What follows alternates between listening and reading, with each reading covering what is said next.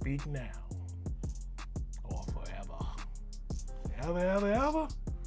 Hold your peace. You invite people to your wedding. Whole bunch of Whole bunch of people. Sometimes too many. Some people invite too many.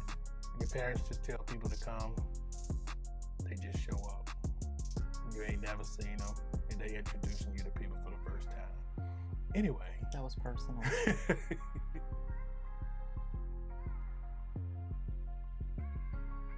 Hey family, welcome to another episode of Soulful Conversations with Uncle Frank and Auntie Sheila.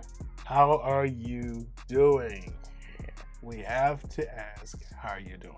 Yes, fam. We are absolutely interested and we want to know. And we thank you for sharing your time with us. It's an honor and a pleasure. And as we promised, we're still trying to get at it and get this content out to you. And we thank you all for sticking with us. Yeah. And it's good to be back. It is. And so we're going to jump right into today's topic, which is actually a part 2. It is part 2 of, you can't use the word series because that sounds like, episode. It's in that relationship goal family. Yes. So this is part 2 of relationship goals. Mm-hmm. We posted a video about building community. Yes, around your marriage. So check that or relationship. Out. Check that out. Both. So we'll try to put a link somewhere that you can check that out as well. Check out and we appreciate you for doing that. Yes. But this particular episode is titled Speak Now or Forever Hold Your Peace. Speak now or forever. Ever hold your peace. Now you if you've been to a wedding or if you're married, you've heard that. Absolutely. And you've also heard that awkward silence afterwards. And believe it or not, there are people who've actually taken that out of the vows. Right. I can't bother that because that ain't my business, but I am not bothering that. But to our point of speak now, forever hold your peace, the premise of this, as we talked in the last video about community and village. So you invite you invite people to your wedding. Whole bunch of people. Sometimes too many. Some people invite too many. Your parents just tell people to come. They just show up. You ain't never seen them, and they introducing you to people for the first time. Anyway. That was personal. May my mama rest on in peace. Love you. She know I love her. Yes. She know I love her. But to the point, you have that family there. You have that community there. And that community is offered an opportunity at that moment. A dangerous opportunity. A loaded opportunity to speak and object if necessary. Most of the time, no one speaks up. So what we're driving at tonight is that community having that opportunity to have a voice in the marriage or for the marriage. So that after the wedding's over, does a community of people, a village of people, select body of people, should they have that same latitude to speak into for your marriage, check you, and do those types of things? That's kind of what we want to talk about tonight. So this can be a very intimidating topic because, like we said at the top of the show, people go through a lot to invite people to their weddings. Weddings are expensive, right? There's a lot of who is currently in our life versus who should have the honor of being invited. And we don't want to discount the role or the significance of the people who are standing next to you on that altar. Very important. And so we received teaching when we first were planning our wedding to be very, very careful about who we ask to be in our wedding. I don't know that people spend a lot of time having safe conversations about who they should invite to be a part of the audience of their wedding, right? So let's go back to the bridal party. So it's really, really important that the people who are standing up there, that they understand that this is not just an opportunity to buy a dress, be in the video and the pictures, get your makeup done, and get to be one of the people that are dressed up for the day. The purpose of a bridal party is to stand in solidarity and covenant with you before God about this union. Yes. So it's very, very important. And I say this to every young woman, or actually all the ladies, because we got some folks who are not quite so young who are also getting married. But we say to all of them, when you are planning your wedding, when you are thinking about, who's going to stand up there with you, don't just pick so and so because she's been your best friend since second grade. Don't pick so and so because that's your favorite cousin. Don't pick so and so because they asked you to be in their wedding and you feel like, I owe you one on that.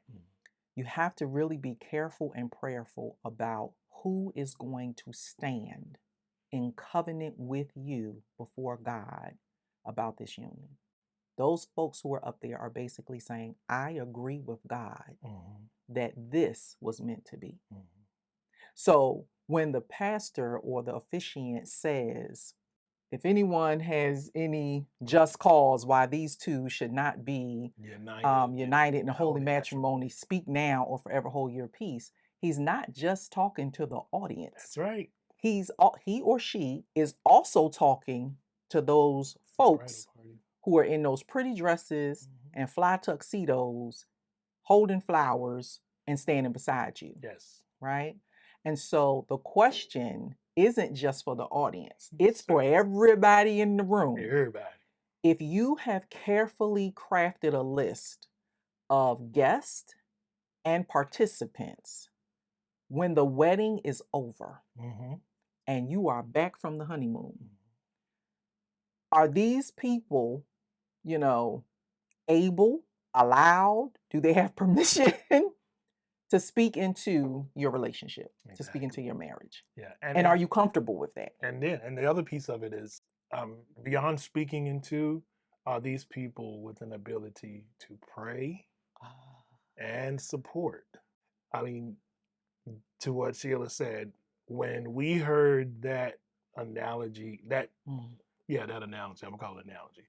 I don't want to call it an eat it, but when we heard that, it really resonated with us, and we had to make some changes. Yeah. And so we switched some folks around. Yeah, we switched some folks around, and it's important because that driving it home to the point of those people that you have handpicked being the community, the village to support you. Please give heart to that. Yeah. Even and it's very challenging. And one of the reasons why all of this is so important is because any marriage that is steeped in isolation is doomed for challenges. Challenges come in marriage anyway, but when you are isolated in your relationship and you don't feel like you have covenant community who can speak into, support, pray for, also correct, right? It's got to be both ways. It can't just be, all the folks who are, hugging and kissing you, talking about how beautiful your day was and how beautiful your dress was and all of that stuff. It's not just, oh, you two are so cute together and look at your beautiful family. There also need to be some people who have access to, who can say, I'm worried about y'all. Yeah. I'm worried about y'all. Yeah. Or do you need anything? Is there anything I can do? Right? Now, let's make a caveat here. We are not encouraging people to invite any and everybody into their relationship. No. We need some balance here because this could quickly turn into, well, do they think that, all of these people? No, we are not saying that. What we are saying is that everyone who is taking all of the time, energy, effort, and expense to invest in a wedding, to invest in a committed relationship, should also consider that that relationship will thrive when it is within a beloved community, Yes. right? Um, you absolutely want that uncle who will pull you to the side and say, "Hey, bro, you all right? You all right?" You absolutely want that auntie who will come alongside and say, "Baby girl, you all right?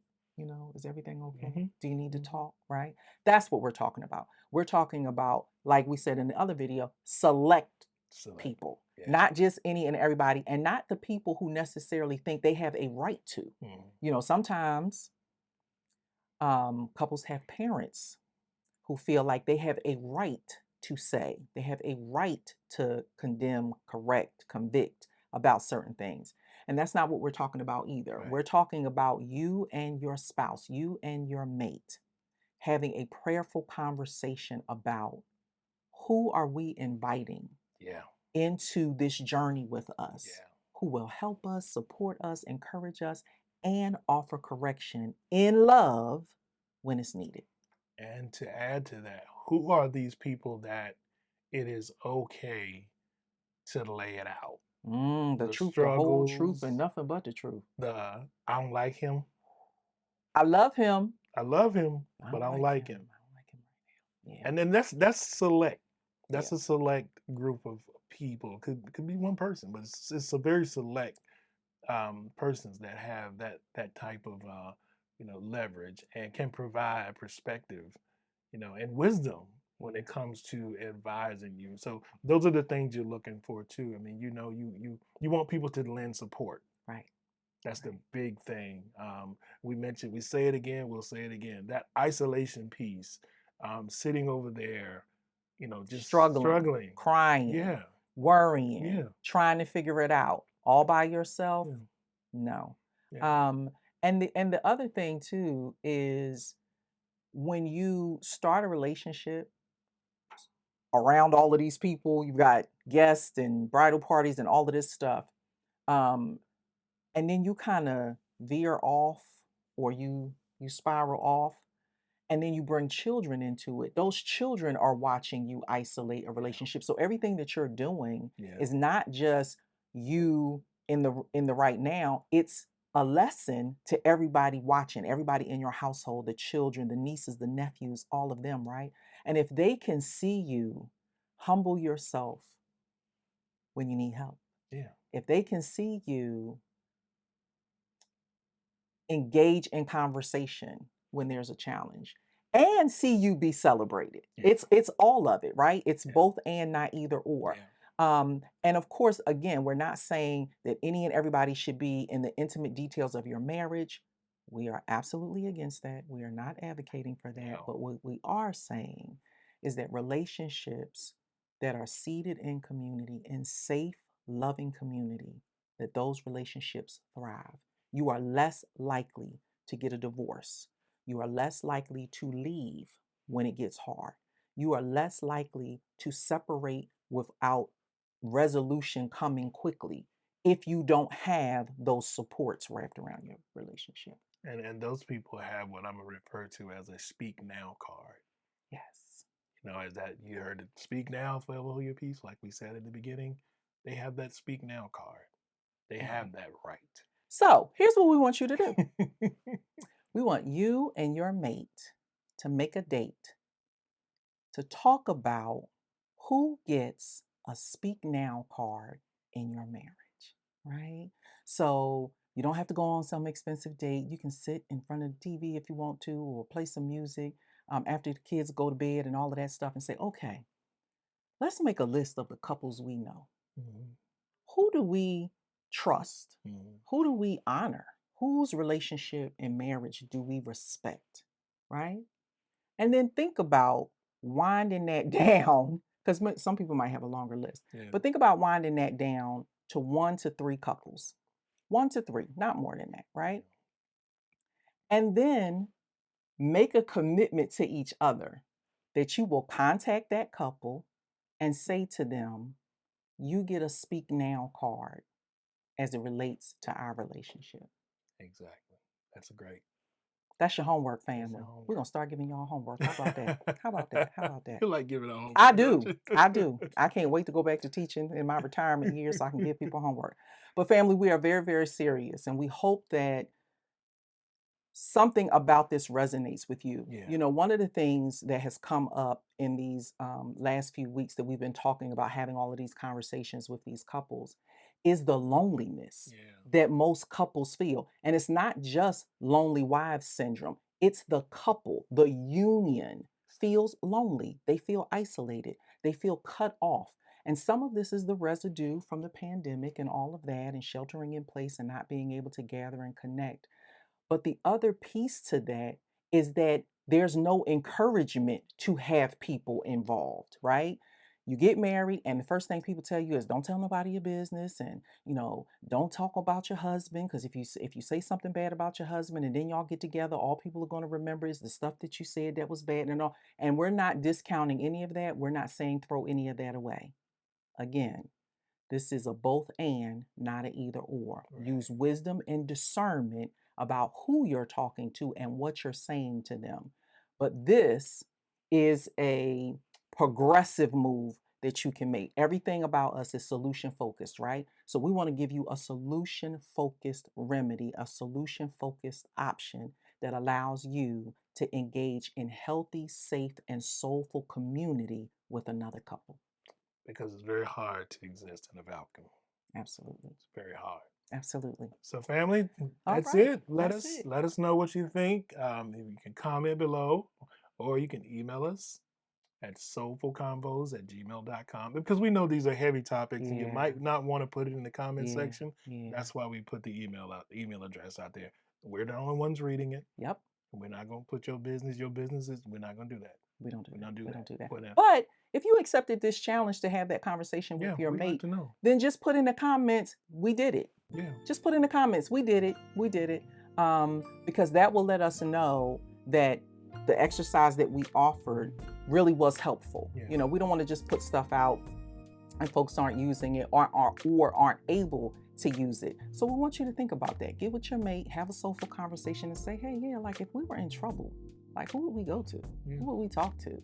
And start writing down those names, and then prayerfully and carefully extend that invitation, because you want to let that person know, we trust you this much.